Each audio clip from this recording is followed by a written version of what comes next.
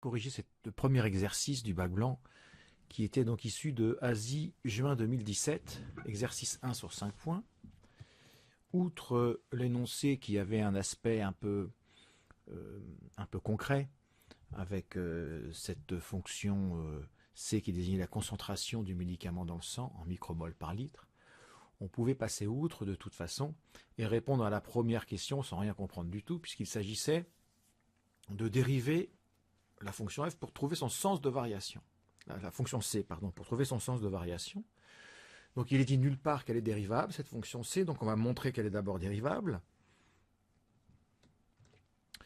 Donc la fonction qui a t associe moins 7 sur 80t est dérivable sur R+. Pourquoi? Parce que c'est une fonction polynôme. Donc d'après le cours, donc ça c'est l'exposant qui est ici. Hein. Donc après, par composition, par l'exponentielle est dérivable, ça c'est un théorème de cours, donc on peut en déduire. Donc d'après le cours, la fonction qui a t associe e puissance moins 7 sur 80t est dérivable sur R+. Voilà, donc ça c'était la partie la plus délicate. Le reste c'est juste une combinaison donc de cette fonction qui est dérivable. Il faut prendre son opposé, on lui rajoute 1, on multiplie tout par 12. Bon, ce sont vraiment des opérations élémentaires. Donc on peut maintenant écrire que par somme et produit de fonctions dérivables sur R+, eh bien C est dérivable sur R+. Alors maintenant on va calculer la dérivée. Donc C' de t, comment on va le calculer? Donc il y a beaucoup de gens qui voient ça comme un produit. 12 par 1 moins exponentielle 7 sur 80t. Alors certes, c'est un produit, mais le 12 qui est devant est une constante multiplicative. Il ne faut pas le voir comme une fonction qui dépend de t, mais comme une constante multiplicative qui, lorsqu'on va dériver la fonction t, va être tout simplement recopiée. Donc quand on dérive c, le 12, il est recopié. Et on ouvre et on ferme une parenthèse et on va dériver donc uniquement 1 moins exponentielle de moins 7/80 de t. Alors le 1, c'est une constante, sa dérivée c'est 0. Le moins qui est devant l'exponentielle, on le recopie. Et on va dériver e puissance u. E puissance u, sa dérivée c'est u' e puissance u. Donc on va écrire moins 7 sur 80, qui est la dérivée de moins 7 sur 80t, que je vais remultiplier par l'exponentielle. Voilà, donc on va arranger un petit peu, parce que là ça c'est moche, on a 2 si moins successifs, donc ce qui va nous donner un plus à la fin. 12 multiplié par 7 sur 80 fois l'exponentielle, et 12 c'est 4 fois 3, 80 c'est 4 fois 20, donc on va pouvoir simplifier par 4, donc il va rester au numérateur 3 fois 7, c'est-à-dire 21, au dénominateur on a dit qu'il restait 20, multiplié par l'exponentielle. Voilà, donc la dérivée c'est prime de t, c'est 20 sur 21, exponentielle moins 7 sur 80t. Alors l'étude de signe est facile, on n'a même pas besoin de travailler. Il suffit de dire que 21 vingtième est positif strict. De plus, pour tout t appartenant à l'intervalle 0 plus l'infini, c'est-à-dire à R+, l'exponentielle, lui, est toujours positif strict d'après le cours. Est toujours positif strict d'après le cours. Ainsi, la dérivée, elle est toujours positif strict. Si la dérivée est positif strict, cela prouve que la fonction c est strictement croissante, donc sur l'intervalle sur lequel on travaille, c'est-à-dire R+. Voilà, et là on vient de répondre à la question sur le sens de variation de la fonction c sur l'intervalle 0 plus l'infini. Alors il nous est dit que pour être efficace, le plateau doit être égal à 15. Le traitement de ce patient est-il efficace? Donc on nous parle de plateau. Donc qu'est-ce que le plateau? il s'est défini un petit peu plus haut. Voilà, le plateau, c'est la limite de la fonction c en plus l'infini. Donc, il faut calculer la limite de la fonction c en plus l'infini. Donc on va recopier l'expression de la fonction c, qui est ici. Alors bien sûr, c'est mal d'écrire c de t égale sans dire pour quelle valeur de t l'égalité ou l'écriture que vous faites, pour quel t, donc il faut définir pour quel t elle est valable. Donc ici pour tous ces t là, c de t a cette valeur. Alors on va calculer la limite. Alors pour faire cette limite, ce qui est le plus difficile bien sûr, c'est la limite de cette exponentielle. Bon, on a vu que quand on fait la limite d'une exponentielle, en fait on fait d'abord la limite de l'exposant. C'est ce qu'on va faire ici tout de suite. Donc l'exposant, sa limite, alors je vais prendre une, voilà, donc ici la variable c'est t, attention, la variable n'est pas x, c'est t, c'est une erreur qu'on voit souvent. La limite, lorsque t tend vers plus l'infini de l'exposant, bon, il n'y a pas beaucoup de discussion à avoir, c'est bien sûr moins l'infini. Qu'est-ce qu'il nous faut de plus? Il nous faut connaître la limite de l'exponentielle, mais cette fois-ci, de puissance x, lorsque x tend vers moins l'infini. Je vais mettre un petit peu de couleur pour que vous puissiez vous repérer. Avec du rouge. Voilà. Donc on va insérer d'abord, puisqu'on va raisonner avec une accolade, donc on va tout de suite la mettre. Voilà. Et bien sûr, je me retrouve. Alors je vais calculer maintenant la limite. Ah oui, alors je vais refaire une petite modif parce qu'il n'a pas fait du tout ce que je voulais. Voilà. On va y arriver.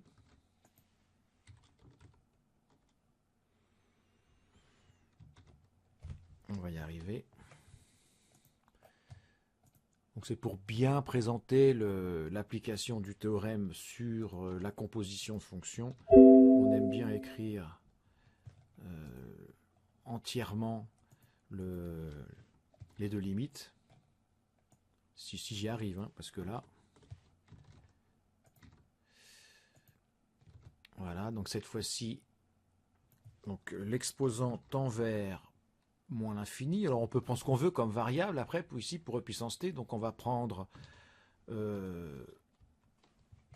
moins t, qui tend vers moins l'infini, donc rouge, et la limite de e puissance t lorsque t tend vers moins l'infini, c'est 0. Alors comme c'est d'après le coup, on va l'écrire. Voilà. Et donc on va conclure par composition. Donc on va l'écrire par composition. Qu'est-ce qu'on en déduit par composition? Que la limite, cette fois-ci, de tout notre exponentiel, cette fois-ci, t tend vers plus l'infini, voilà, ça fait 0. Bon, une fois qu'on a ça, il n'y a plus de difficulté, puisque cette chose tend vers 0, donc 1 moins cette quantité va tendre vers 1, multiplié par 12, ça tend vers 12, donc on peut le dire. Ainsi, on en déduit que la limite donc de notre fonction c, bon là, je vais l'écrire en reprenant le modèle. Donc c'est t qui tend vers plus l'infini de notre fonction c. C'est donc égal à 12. Alors, une fois qu'on a la limite qui vaut 12, il faut quand même répondre à la question, le plateau doit être de 15. Donc ce traitement du patient est-il efficace? Donc pour être efficace, comme le plateau doit être de 15 et qu'on obtient 12, on écrit cette limite n'est pas 15, Le traitement n'est donc pas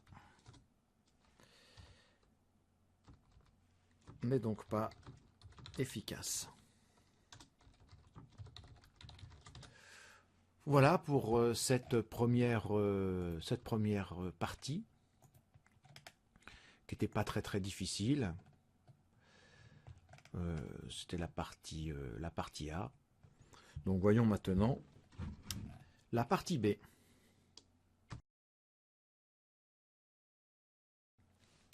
Dans cette partie B, on nous donne une fonction f et on veut montrer que la dérivée de f s'écrit sous la forme 105g de x sur x carré, où g est une fonction qu'on nous donne aussi. Il n'est pas écrit que la fonction f est dérivable sur son ensemble de définitions, donc il faudra le faire. Alors on va commencer. Donc la fonction qui a x associe moins 3/40 de x est dérivable sur r plus étoile, car c'est une fonction polynomiale. Donc après, par composition, donc d'après le cours, la fonction qui a x, il ne faut pas mélanger les variables, associe e puissance moins 3/40 de x est dérivable sur r plus étoile. Donc forcément, la fonction qui a x associe 1 moins cette exponentielle est dérivable sur r plus étoile. Alors cette fonction, on va la multiplier par la fonction qui a x associe 105 sur x, qui est dérivable aussi sur r plus étoile, car c'est une fraction polynomiale. Bon, c'est même 105 fois la fonction inverse, si on va être précis. Et donc, notre petite fonction f, par produit de fonction dérivable sur r plus étoile, est dérivable sur r plus étoile. On va passer au calcul de la dérivée de f. Donc quand on regarde son expression ici, on a cette fois-ci un produit de la fonction qui a x associe 105 sur x par cette fonction-là. Donc pour dériver un produit, on va utiliser la dérivée de la fonction u fois v, qui est u'v plus uv'. Alors ici, on va poser u de x qui est égal à 105 sur x, et donc v de x, qui est l'autre partie du produit, c'est-à-dire 1 moins exponentielle moins 3/40 de x. On va calculer dans chacun des cas la dérivée de u et de v. Donc c'est pas très difficile. On a dit que u c'était 105 fois la fonction inverse, donc la dérivée de la fonction inverse c'est moins 1 sur x carré, qu'on va multiplier par 105 donc. Et la dérivée de la fonction v, donc on va dériver 1 qui fait 0 et moins la dérivée de l'exponentielle. Donc je rappelle que la dérivée de l'exponentielle u c'est u' puissance u. Donc on a moins, et on dérive moins 3/40 de x, ce qui fait moins 3/40, donc moins 3/40, moins 3/40 de l'exponentielle, ce qui nous donne 3/40 de l'exponentielle. Donc on applique la formule pour f, sa dérivée, c'est donc u'v plus uv', ce qu'on écrit ici. Donc on a u' qui est ici, fois v, plus u, fois notre v'. On va simplifier un petit peu cette expression, pour y voir un peu plus clair. Donc si on met 105 sur x carré en facteur, donc on l'a ici, le 105 sur x carré. Alors on n'a pas tout à fait 105 sur x carré ici. Donc on va imaginer qu'on a 105 sur x carré, et on va donc rajouter ici un x, ce qui explique la présence de ce x là, après avoir mis 105 sur x carré en facteur. Puis si on développe légèrement ce qu'il y a dans la grande parenthèse, on obtient cette expression, ce qui correspond exactement, pour l'expression entre parenthèses, à g. On conclut donc, en rappelant l'expression de g, qu'on a bien pour tout x dans r plus étoile, f' de x égale 105g de x sur x carré. Passons à la question 2. Dans cette question, on donne le tableau de variation de g, et on demande d'en déduire le sens de variation de f, et il est explicité que on ne demande pas les limites de f. Bien. Alors, on va rappeler tout d'abord l'expression de notre fonction dérivée de f, qui est 105 g de x sur x carré. Alors, 105 sur x carré, bah, c'est toujours positif. Et donc, f' et g de x seront de même signe. Bien. On a vu aussi, enfin, d'après l'énoncé, d'après le tableau de variation de la fonction g, on peut affirmer que pour tout x dans R plus étoile, g de x est négatif strict, puisqu'elle est décroissante en partant de 0. Donc, ce qui va nous permettre de prouver que f' est donc négatif strict, puisque f' et g ont le même signe, sur R plus étoile. Donc f, elle est strictement décroissante sur R plus étoile. Ce qui nous permet donc de répondre à la question. Dans la question suivante, la question 3, il faut montrer que l'équation f de x égale 5,9 admet une unique solution sur l'intervalle 1,80.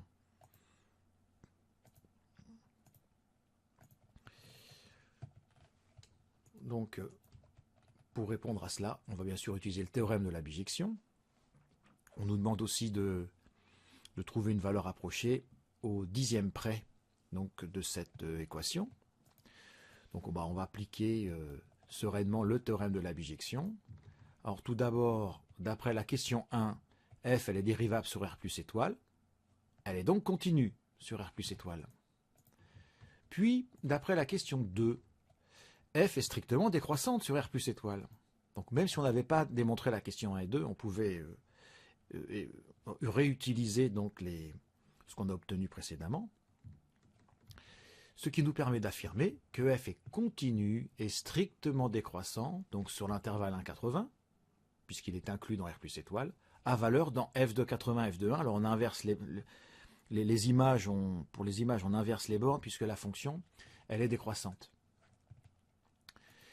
Alors on va prendre notre calculatrice pour calculer f de 1 et f de 80. Alors on va lancer... Alors on va recommencer, voilà, dans une page de calcul. Alors déjà, on peut aussi vérifier les résultats qu'on a eus précédemment. C'est-à-dire que on va définir la fonction f de x de point égal. Donc son expression à la fonction f, c'était 105 sur x, on va écrire une belle fraction, 105 sur x, multiplié par, entre parenthèses, 1 moins e puissance moins 3/40 fois x. Voilà, ça c'était l'expression de f. On peut la dériver pour vérifier un petit peu les résultats qu'on a obtenus précédemment. Ça permettra de réviser comment on dérive donc avec notre T-Inspire. Voilà, donc bien sûr c'est toujours un peu... la présentation du résultat n'est jamais exactement comme on veut. Donc il a probablement... là il a mis un exponentiel en facteur. Si on veut une forme plus développée, on peut lui demander de développer, par exemple, l'expression précédente par rapport à x. Bon, alors c'est pas mieux par rapport à ce qu'on voulait. Nous a mis tous les exponentiels en dessous avec des... Bon, c'est pas mieux. On oublie. Et maintenant, on veut donc l'expression de f de 1. Donc, contrôle entrée pour avoir une valeur approchée. Et de f de 80. Contrôle entrée, donc 7,6 et 1,3. On va reprendre notre rédaction. Donc f de 1, on a dit 7,6 et f de 80, 1,3. Donc 5,9 est bien compris entre 7,6 et 1,3. Donc il appartient à l'ensemble d'arrivées de notre fonction sur l'intervalle 1,80. Donc d'après le théorème de la bijection, on peut affirmer qu'il existe un unique alpha appartenant à l'intervalle 1,80 tel que f de alpha égale 5,9. Pour obtenir une valeur approchée de f de alpha, de alpha, pardon, on va tout simplement demander de résoudre l'équation f de x égale 5,9. En mettant comme argument x, virgule x, on obtient bien 8,1. Donc on peut affirmer qu'à l'aide de la calculatrice, on trouve que alpha égale 8,1 arrondi au dixième. Voilà pour la partie B. Pour la partie C, on nous donnait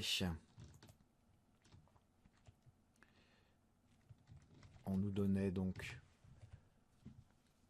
on nous rappelait l'expression de la fonction C et on nous demandait donc d'exprimer en fonction de A la concentration du médicament 6 heures après le début de la perfusion. Alors je rappelle que T est exprimé en heures, c'est écrit au début de l'énoncé. Donc après 6 heures, la concentration du médicament, c'est donc tout simplement C de 6. Donc on va remplacer T par 6. Alors on a aussi remplacé D par 105 car il était dit que provisoirement le débit D était égal à 105. Bon, ça va nous servir parce que quand on simplifie 6 sur 80, qui nous donne 3 sur 40, on obtient donc cette expression qui ressemble étrangement à ce qu'on a vu précédemment. Ben oui, puisqu'en fait il s'agit de f de a, tout simplement. Donc on retrouve notre fonction f. Donc voilà pour la réponse à cette question du calcul de la concentration, enfin de l'expression de cette concentration au bout de 6 heures. Et en question B, on nous demandait, donc au bout de ces 6 heures, de déterminer une valeur approchée au dixième de litre par heure de la clairance de ce patient. Donc en fait, il faut trouver ici la valeur de A. Alors on sait que la concentration est de 5,9 micromoles par litre. Donc d'après l'énoncé, on sait que C ici de C de A égale 5,9, ce qui équivaut à dire que F de A égale 5,9. C'est là l'important. C'est important ici de faire le lien entre C et F pour la valeur de T de 6 et la valeur de D de 105. Et donc F de A égale 5,9, on l'a résolu tout à l'heure. Donc on peut dire, d'après la question B3, on obtient que A égale 8,1. Donc on a donc exprimé la clairance. Et dans la dernière question de cet exercice, on demande la valeur du débit D de la perfusion garantissant l'efficacité du traitement. Donc on va rappeler l'expression de notre fonction C. On a, d'après le cours, donc on va refaire la limite puisque l'efficacité est obtenue en faisant la limite de C en plus l'infini. Donc on rappelle que lorsque t tend vers plus l'infini, l'exposant ici, moins a sur 80t, tend vers moins l'infini. Bon, il faut quand même préciser que a est positif, sinon ça pourrait changer le résultat. La limite de l'exponentielle en moins l'infini, c'est 0. Donc par composition, la limite de e puissance moins a sur 80t est nulle. Donc une fois qu'on a ça, on en déduit facilement la limite de c, puisque c'est d sur a. Puisque cette quantité tend vers 0, voilà, cette quantité tend vers 0, donc 1 moins une quantité qui tend vers 0 tend vers 1, donc la grande parenthèse tend vers 1, donc la limite de c, c'est d sur a. Alors, on rappelle que pour que le traitement soit efficace, il faut que d sur a soit égal à 15, donc d vaut 15a, c'est-à-dire 15 fois 8,1, soit 121,5. Voilà pour cet exercice 1.